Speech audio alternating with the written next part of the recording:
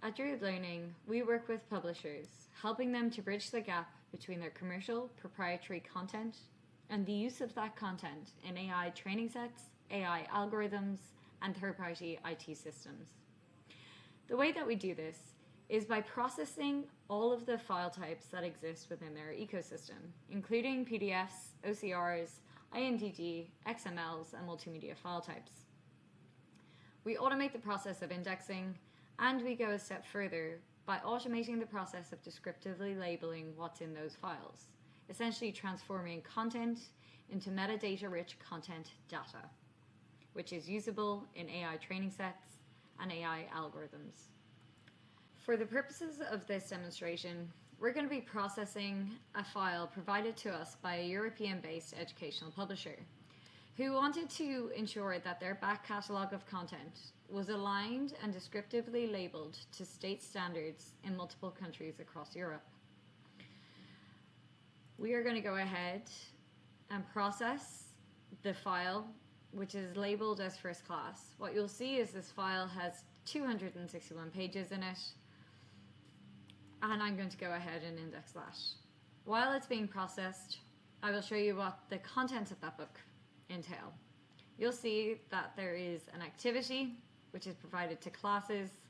There are lines of text, which are information for teachers who are teaching those classes.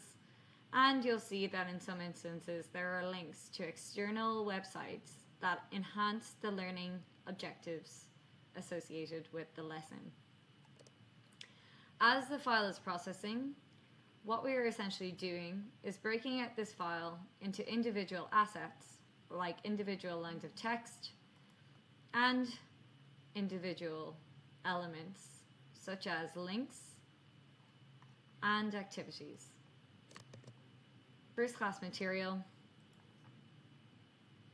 where previously I had 261 pages, I now have over 5,000 assets, which are broken out into elements of text, images, and links. If I scroll down to my activity, which I saw in the book, you'll see that now this asset stands out as a single entity, but has been labeled and descriptively tagged with not only the grade and the subject, but has been aligned to state standards and state curriculum. Why that's important is if I go up to my tags portal, I can now search across individual assets for labels and tags. If I search across my database for something like space, you'll see that I'm returned with 237 assets. And if I go one step further, I can search across asset type for everything that has been descriptively labeled as space. Why this is important is if I am a data scientist operating in an educational publisher and I want to train my AI algorithm on something like space, all I need to do is simply log on to the Druid Learning website and search for elements that are associated with space and first class, for example. And I can export that content or the slice of my database in whatever format I require. I'm going to go ahead and export as a CSV file. And what I've essentially done is taken a slice of my data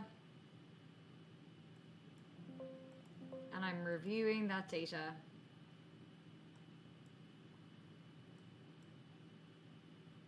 across strands and labels and tags.